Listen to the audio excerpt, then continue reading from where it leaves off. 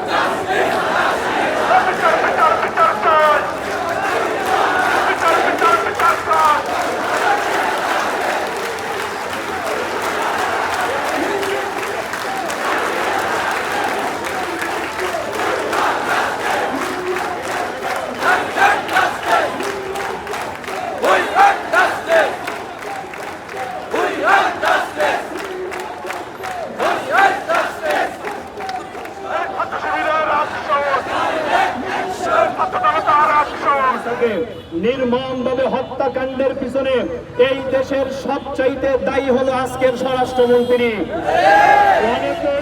অনেকেই বলে থাকে উনি স্বরাষ্ট্রমন্ত্রী নয়, উনি সর্বমন্ত্রী।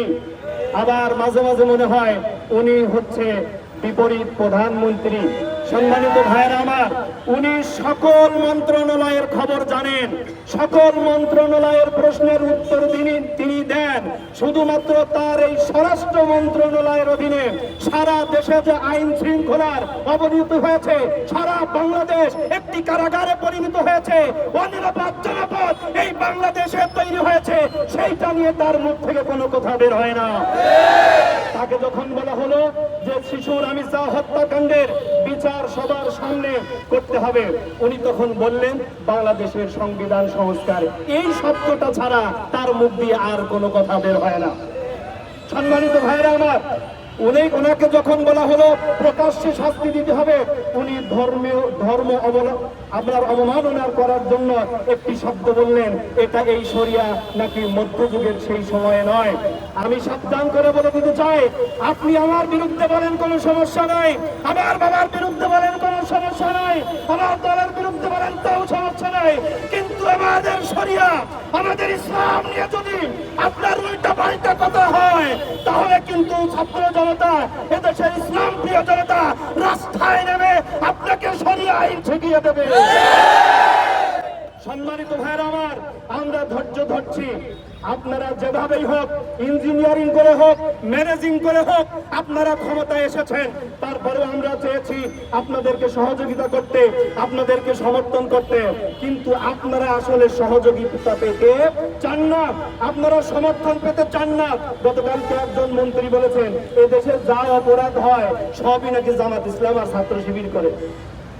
সম্মানিত ভাইরা আমার, এই সব অপরাধ যদি জামাত আর ছাত্র শিবির করে, আপনার মতো অপদার্থ যদি মোকাবেলা করতে না পারো, তাহলে ছেড়ে দাও মন্ত্রিত্ব, জামাত ইসলামের হাতে ছেড়ে দাও ক্ষমতা।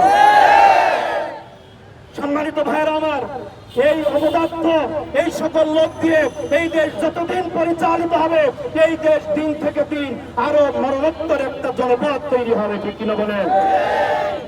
দেশ জানে দেশকে নিরাপদ করে তুলুন। আমার রামিসা বোনের বিচার এই বাংলাদেশে নিশ্চিত হতেই হবে।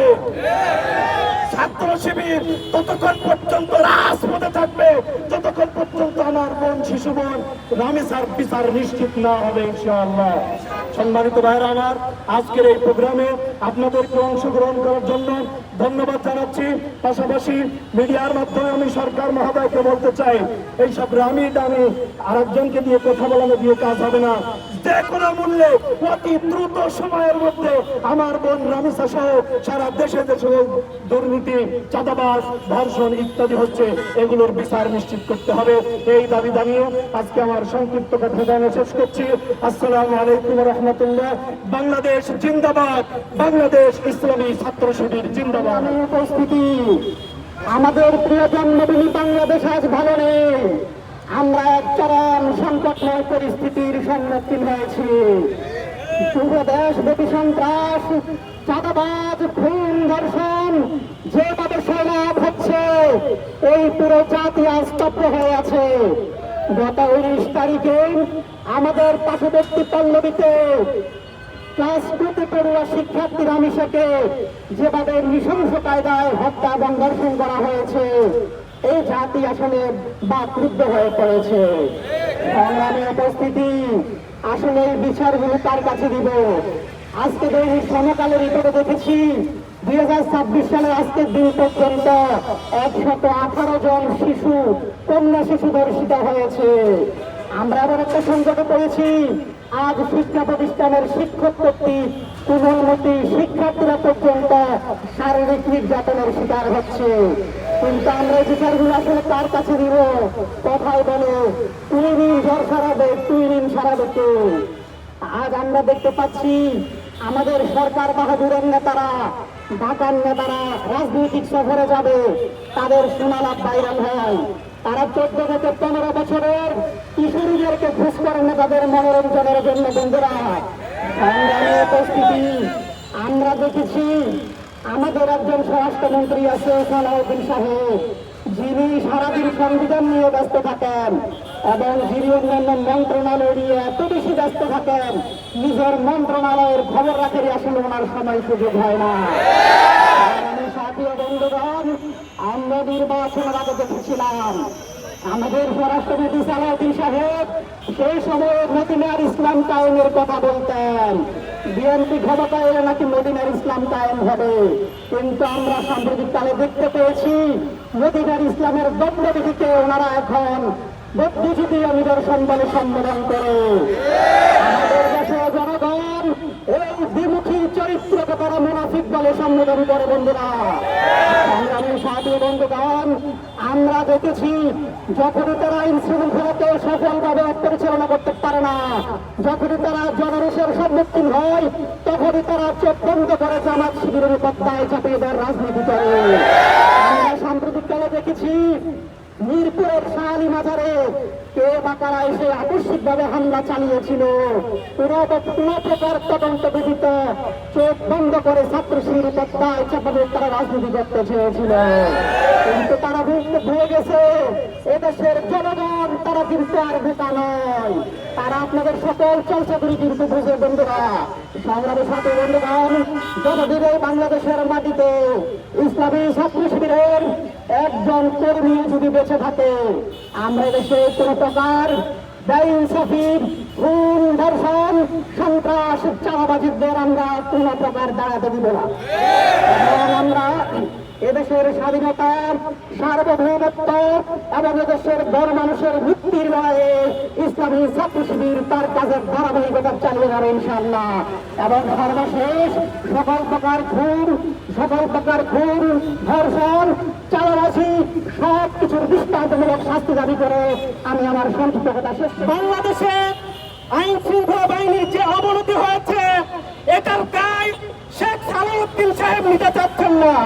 তারা একটা নাটকের একটা পায়তারা করছেন।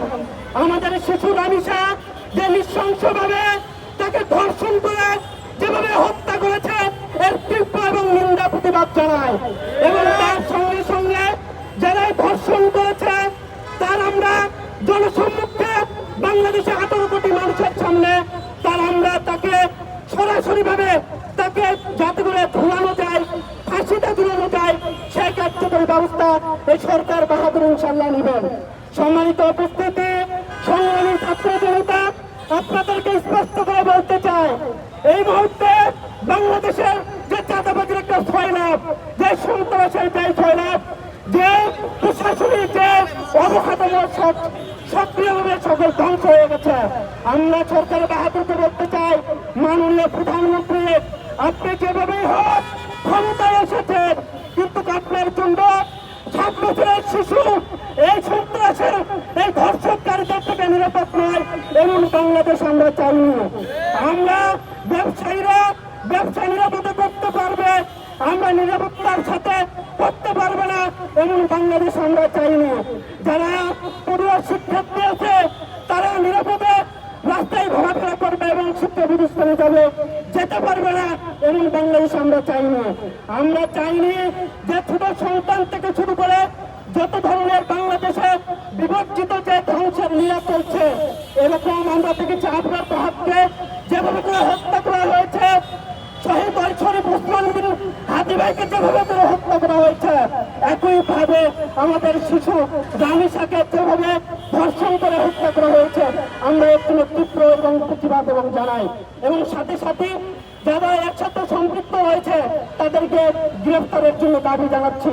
সম্মানিত ভাইয়েরা, এই বাংলাদেশ আজকে একটি অনিবার্য ক্ষতির দিকে ধাবিত হচ্ছে। ইসলামী ছাত্র শিবিরের একজন সমর্থক এবং জনশক্তি বেঁচে থাকতে এর সার্বিক যে প্রতিবাদ আছে এই প্রতিবাদ চালিয়ে যাবে।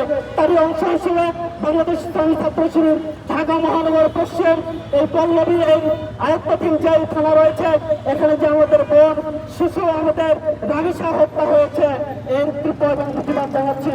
পাশাপাশি আজকে যারা শাহবাগীরা আছে তারা আজকে কোথায়? আপনারা আজকে কেন এর প্রতিবাদ করছেন না?